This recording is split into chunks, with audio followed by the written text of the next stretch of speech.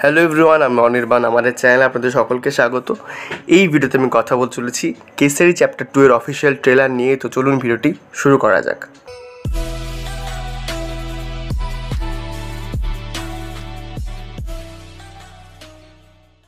তো কেসারি চ্যাপ্টার 2 এর official teaser বেশ কয়েকদিন আগে এসেছিলো, সেটা আমার বেশ ভালো লেগেছিলো। এবং আজকে দুপুরেই এই সিনেমাটার অফিসিয়াল ট্রেলার এসেছে।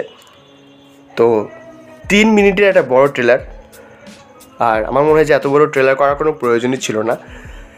এক লাইনে যদি আমি এই ট্রেলারটা রিভিউ করি তাহলে বলবো যে এটা একটা ঠিকঠাক ভালো ট্রেলার হয়েছে। আর যারা আর কি ট্রেলার টিজার দেখে জেনে গেছেন, বা যারা হয়তো এখনও জানেন না, তাদেরকে জানিয়ে রাখি যে এই ছবিটা জালিয়ানওয়ালাবাগ হত্যাকাণ্ডের উপর নির্ভর করে তৈরি। অর্থাৎ সেই যে কুখ্যাত হত্যাকাণ্ড হয়েছিল তার পেছনে যে নির্মম সত্য ও গভীর রহস্য লুকিয়ে রয়েছে সেটাকেই উন্মোচিত করবেন সি শঙ্করন নায়ার, অর্থাৎ যে চরিত্রটি প্লে করছেন অক্ষয় কুমার। তো প্রথমত জলি LLB 3 যখন পিছিয়ে গেছিলো অনেকে হয়তো আফসোস করছিলেন, বাট না, কেসারি চ্যাপ্টার 2 এ অক্ষয় কুমারের যেরকম প্রেজেন্স, আপনার জলি LLB 2 এর কথা তো মনে পড়বেই। এবং আমার মনে হয় যে অক্ষয় কুমারের একটা বিগেস্ট কামব্যাক এই ছবির মাধ্যমে হতে চলেছে। এখানে আমি আর মাধবনের কথা যদি বলি, যিনি আর কি বিপক্ষে, মানে অক্ষয় কুমারের বিপক্ষে ক্রাউনের হয়ে বা সরকারের হয়ে তিনি আর কি ওকালতি করবেন, মানে কেসটা লড়বেন, তো তাকেও ব্যাপক লাগছে। মানে আর মাধবন নেগেটিভ চরিত্রে কেমন কাজ করেন সেটা তো আমরা শয়তান দেখে বুঝতে পেরেছি। এই ছবিতে তাকে ব্যাপক লাগছে, তার গলার যেরকম স্ট্রেংথ রয়েছে বেশ ভালো। আর অনন্যা পাণ্ডে, তার একটু পোর্শন রয়েছে এবং সেই অংশটুকু থেকে দেখে বোঝা যাচ্ছে যে তিনি একজন কিল হবেন বা হয়তো অক্ষয় কুমারের অ্যাসিস্ট্যান্ট হতে পারেন।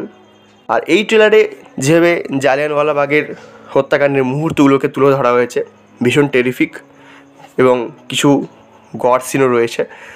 তো সেই সিনগুলো কিন্তু ইমোশনাল ইম্প্যাক্ট ফেলে। কিছু ডায়লগ ভালো, কিন্তু খুব ইম্প্যাক্টফুল ডায়লগ এখানে দরকার ছিল।